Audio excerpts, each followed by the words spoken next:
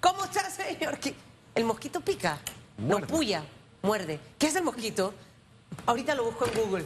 Pero yo no sé, yo sé que tiene una cosita que la mete y ahí ya usted está pinchado con la cosa. ¿Cómo me le va, señor Quirós? Muy bien, buenos días. Un placer Bueno, estar aquí con me usted. alegra que esté bien. Hemos conversado del panorama político con el señor Porcel, con algunas cosas interesantes. A mí me gusta escucharlo. Muy interesante. Y siento que a veces para muchos puede decir disparates, pero yo que he tenido la oportunidad de trabajar con él, análisis de mercados anteriormente, en algunas cosas acierta. Así que hay que prestarle muchísima atención a las cosas que mencionaba. Lo cierto es que nos falta poco para llegar a esas elecciones de mayo, pero el país necesita seguir andando.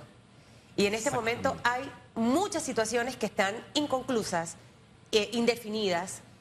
Tema de salario mínimo, CONEP está un poco preocupado porque si no se logra precisamente ese consenso, el gobierno define cuál va a ser ese monto en un año preelectoral, ¿ok? Segundo, cierre de mina, que todavía no está definido cómo se van a conformar esos equipos, si son varios, el equipo técnico, la defensa en el caso del arbitraje, qué conversaciones están avanzando también con la mina, el impacto ambiental que en este momento puede estar dándose. Y por otro lado, situaciones de desempleo y la economía. Entonces, ¿hacia dónde debiera esta administración enfocarse en este momento, más allá de las elecciones del 5 de mayo del 2024? Tú has creado el cóctel perfecto para realmente estar preocupado. Y a eso le tienes que agregar dos elementos fundamentales. Uno, el IBM de la Caja del Seguro Social, que el gobierno no dice absolutamente nada. Y el que a mí me parece más importante y urgente, que es el presupuesto general del Estado. ¿Qué está sucediendo en este momento? El gobierno no ha dicho absolutamente nada, no ha hecho ni esta boca es mía con respecto al presupuesto. El MEF simplemente dijo vamos a hacer un ajuste hace un par de semanas y no le ha dicho al país qué va a pasar. Faltan 9 días hábiles para que termine el año fiscal 2023 y se inicie el 2024.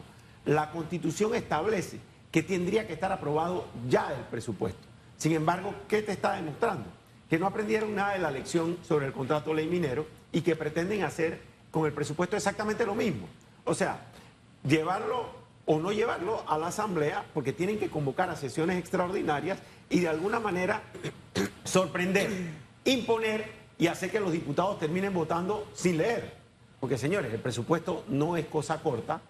¿Y qué va a terminar pasando? ¿Usted cree que entre Navidad y Año Nuevo los diputados van a ir a leer el presupuesto y a revisar las cifras y a decirle al país qué van a hacer, cómo van a votar? O sea, una vez más van a traer el mismo modelo de la reforma electoral que metieron, de la manera que lo hicieron, de cómo metieron el contrato ley de minero y ahora pretenden hacerlo con el presupuesto. Está siendo irresponsable el Ejecutivo al no enviar a la Asamblea Nacional el presupuesto general del Estado, porque el actual, el presupuesto de la vigencia fiscal supera los 32.000 millones de dólares y el presupuesto del año 2022 superó los 27.000 millones de dólares. Si este escenario se mantiene, también se va a mantener el mismo presupuesto del 2023 hacia el 2024. Bueno, depende. Ahora, ese contexto es importante. Y repito, en medio de Navidad y Año Nuevo, de fiestas de fin de año, el gobierno está como distrayendo la atención o piensa que la ciudadanía está distraída. Ya el país le demostró al gobierno que no está distraído, que cuando tiene que estar alerta lo está y sale a la calle. Bien, ¿qué pasa con el presupuesto? Hay que ponerlo en contexto. El proyecto que presentó el Ejecutivo a la Asamblea es 5.500 millones de dólares. 5.500 millones de dólares más alto que el presupuesto vigente del 2023. O sea, pretendían incrementarlo en un 20%. Bien, aparte de eso, y esto es súper importante, en octubre la comisión Vinicio Robinson, o presupuesto como se le llama legalmente, pero es la comisión donde el eterno mandamás hace lo que le da la gana, le envió al Ejecutivo una resolución en la que pretende aumentar ese presupuesto en 780 millones de dólares. O sea, 780 millones de dólares por encima de los 5.500 que ya pretendían hacer con el proyecto que había mandado el Ejecutivo. De esos 780 millones de dólares adicionales que la Asamblea estaba pidiendo, basado en el supuesto de que la economía estaba mejor que lo que el MEF había calculado. Imagínese usted, O sea, Vinicio Robinson le dice al Ejecutivo, la economía está mejor que lo que el MEF calculó, por eso le podemos meter 780 millones de dólares más. Hay, dentro de esos 780 millones, 54 millones para el programa de descentralización. O sea, para las juntas comunales y para los consejos municipales, que los diputados controlan clientelismo y corrupción, que ya hemos visto que no termina significando proyectos para las comunidades, sino planilla para los diputados, los representantes y los alcaldes. Entonces, eso está del lado del Ejecutivo. Lo que yo me pregunto es, ¿por qué el Ejecutivo no envía una señal? Sí, la palabra irresponsable cabe, claro que sí. ¿Por qué no envía una señal y le dice al país, señores, esta resolución que mandó la Asamblea, esto no va? Claro. Porque no solamente no va este incremento de 780 millones de dólares, sino que también habían 1.000 millones de dólares, estoy diciendo muchas cifras, pero hay 1.000 millones de dólares adicionales en rejuegos. ¿Qué es rejuego? Rejuego es que le dicen, yo no voy a gastar tanto en electricidad, dámelo para planilla. Y dan. Dámelo para contratar más equipo. Y dan. Mides, 400 y pico nombramientos nuevos. Autoridad de Tránsito y Transporte Terrestre, 150 nombramientos nuevos. La zona libre de Colón, 45 nombramientos nuevos. ¿De dónde sacó todos esos números? De la resolución que mandó la Comisión de Presupuesto, la Comisión Robinson, Vinicio Robinson, al Ejecutivo. Eso es lo que ellos pretenden. Y el Ejecutivo, después de lo que sucedió en el mes de noviembre, después de lo que ha pasado en este país, no le dice ya a la Asamblea, señores, eso no va. Tengo entendido. Y austeridad. Tengo entendido por información que alguno de los invitados dijo aquí esta semana que el ministro Alexander está trabajando en este momento en un proyecto nuevo de presupuesto. Hoy estamos a 14 de diciembre. Antes del 31 de diciembre, este tema tiene que quedar definido. Convocar a sesiones extraordinarias para que pueda ser analizado y discutido en la Asamblea Nacional. A su juicio, ese proyecto que está trabajando en este momento el señor Alexander, ¿cómo debe venir? ¿Con recortes hacia qué instituciones, hacia qué órganos del Estado, hacia qué renglones? Usted fue ministro de Obras Públicas y sabe cómo se manejan los presupuestos del Estado. Mira, hay dos cosas. Uno, el señor Alexander es un caballero serio, sin duda alguna, pero creo que está rebasado por un gobierno irresponsable e incapaz que está manejando las finanzas públicas de manera electoral. O sea, pretendieron este presupuesto aprobarlo pensando en que tenían un año electoral y le podían meter 5.500 millones de dólares más.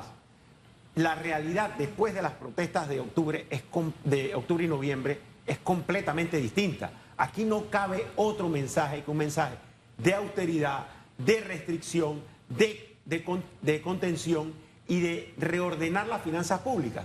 Se habla y mucha gente dice, con lo que sucedió con el contrato ley minero, se nos va a afectar la calificación de riesgo, se nos va a afectar. Bueno, eso puede ser. Pero el principal elemento con el que el gobierno y el Estado envía un mensaje de seriedad de sus finanzas es con la principal herramienta, que es el presupuesto general del Estado. Este es el mensaje que tendría que mandar el gobierno y está atrasado. Faltan 9 días hábiles. Yo quiero encender todas las alarmas posibles.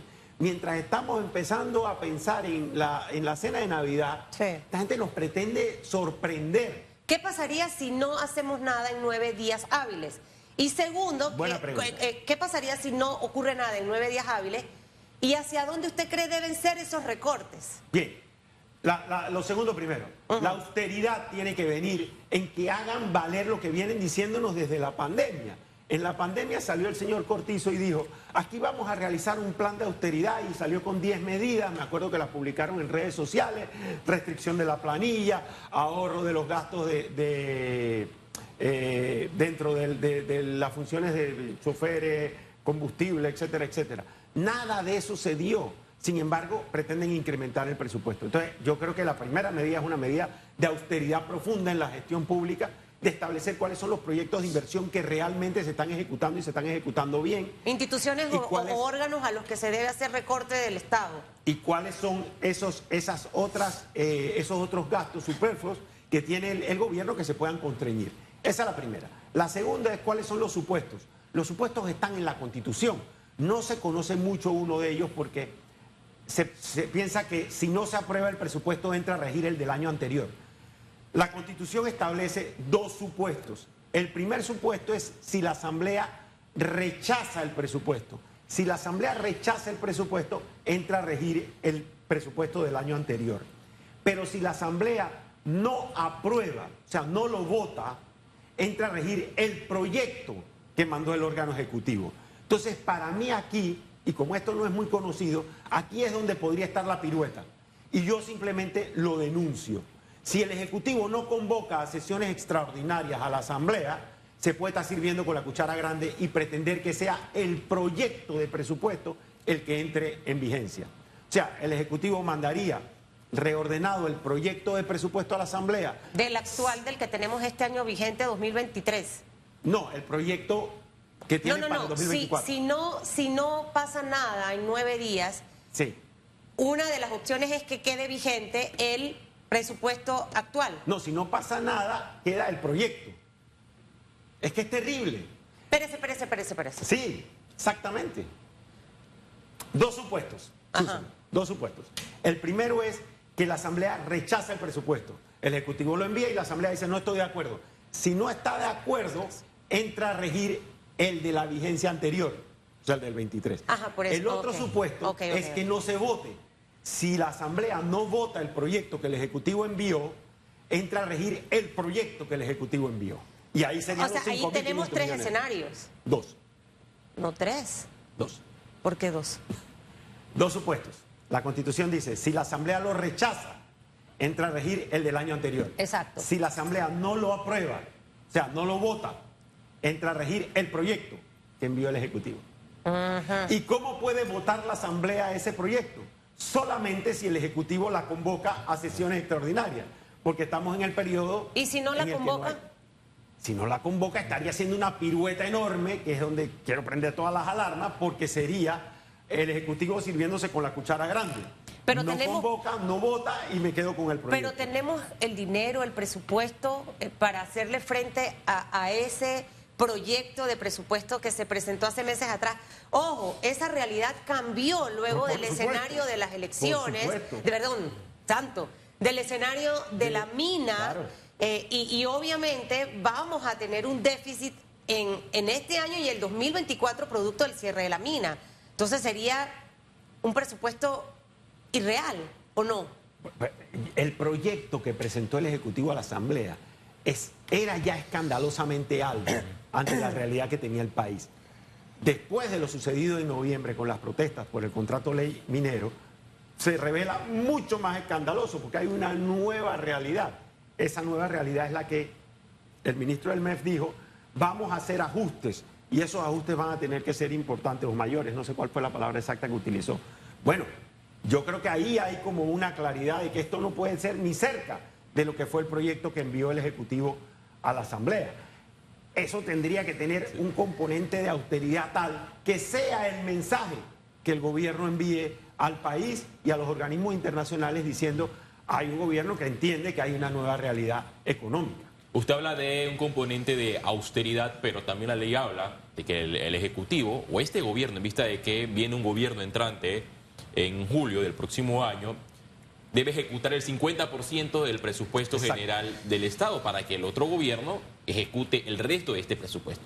Pero aquí pasa algo, que la Asamblea aprueba un presupuesto del Estado y a medida que pasan los meses de la vigencia fiscal, el mismo se va inflando. Para ponerle un ejemplo, el de la Asamblea Nacional para enero del año 2022 superaba los 140 millones de dólares. A diciembre de ese mismo año estaba por arriba de 200 millones de dólares. ¿Usted cree que el próximo gobierno se va a encontrar con el 50% de este presupuesto ejecutado o esta cifra podría ser más elevada y se podría violar la ley del presupuesto general del Estado? Bueno, yo creo que el englobamiento del proyecto que envió el Ejecutivo a la Asamblea era haciendo ese cálculo. Porque si usted tiene 100 y solo se puede gastar 50, entonces usted dice, no, yo tengo 200 para gastarme los 100. Y eso es lo que pretendía hacer con el proyecto el Ejecutivo.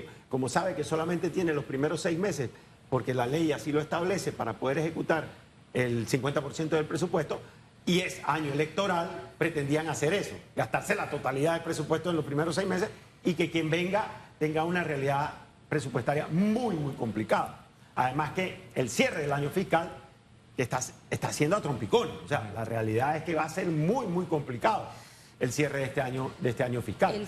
Ambas acciones, en mi opinión, lo que revelan es una enorme irresponsabilidad, una enorme incapacidad por parte del gobierno, y pretender que el modelo sorprendo, impongo y voto sin leer lo van a poder aplicar también para el presupuesto. ¿Qué legado está dando o enviando o dejando el presidente Laurentino Cortizo? Porque él, al inicio de su gobierno, dijo que lo más importante no era cómo entraba, sino cómo salía.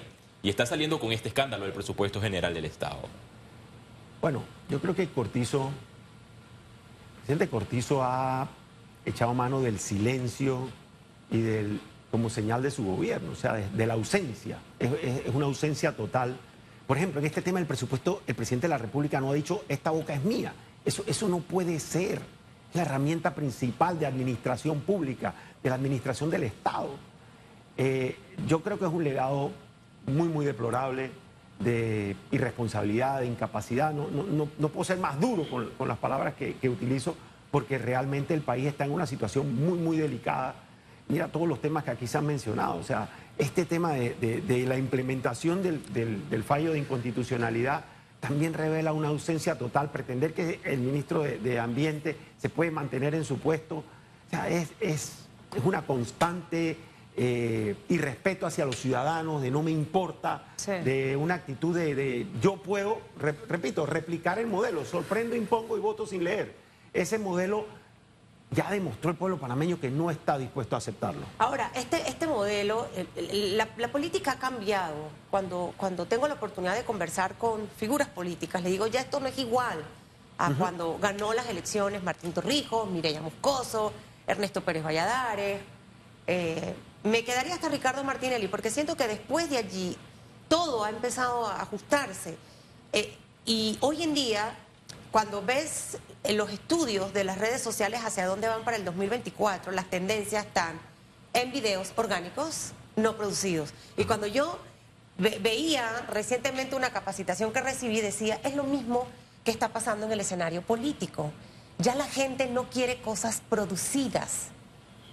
Ya el panameño no se cree los cuentos de caras perfectas, retocadas con Photoshop, en vallas y artes, con discursos muy bien armados y requete practicados.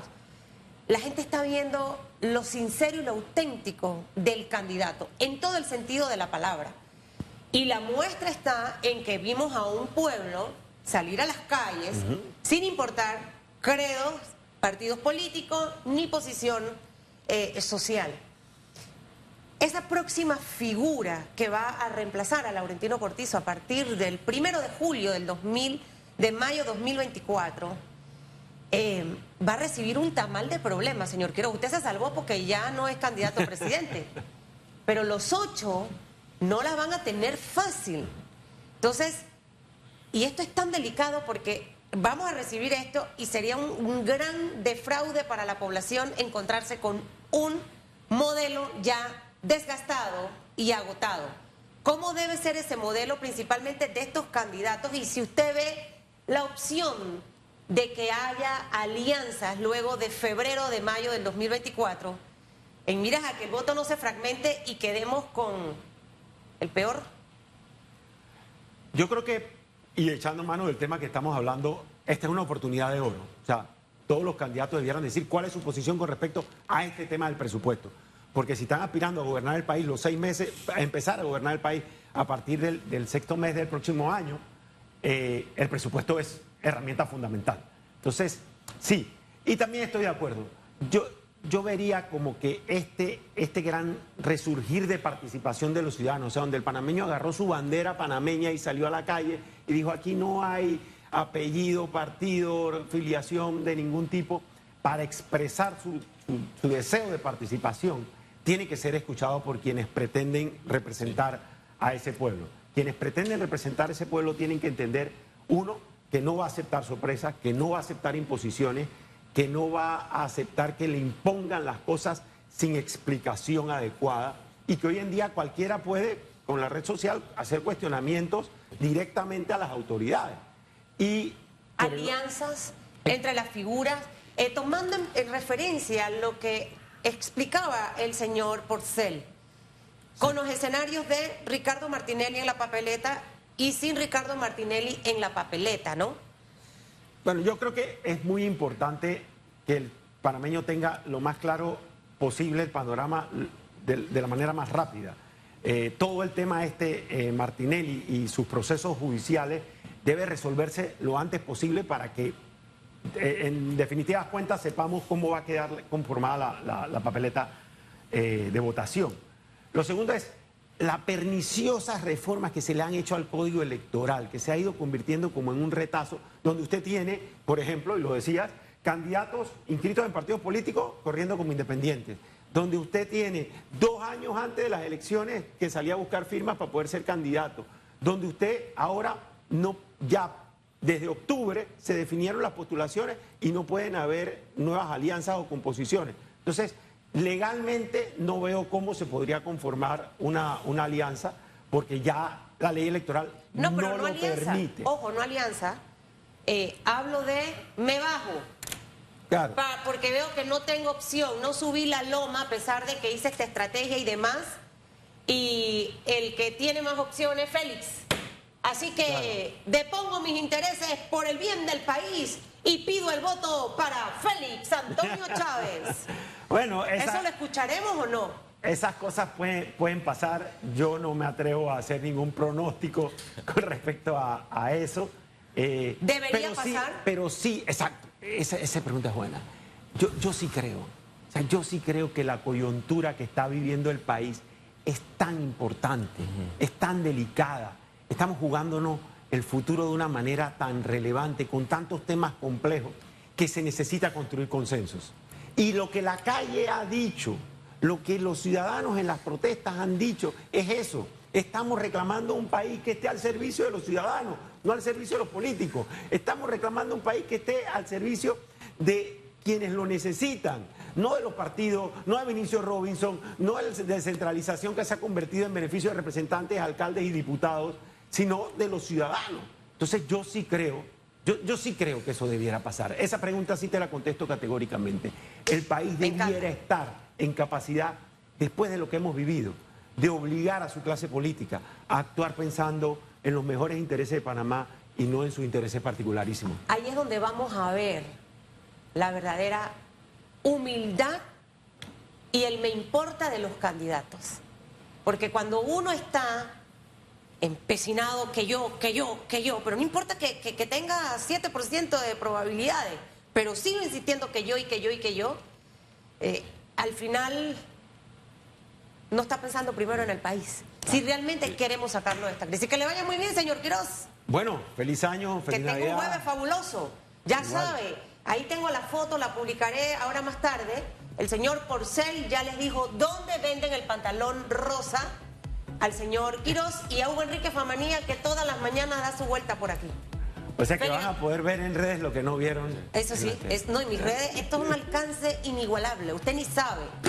Cuidado que hasta en China lo ven hoy con el pantalón. Va a reventar las redes sociales. Usted es millennial, atrévase. Por ahí con calma. Eso. Son las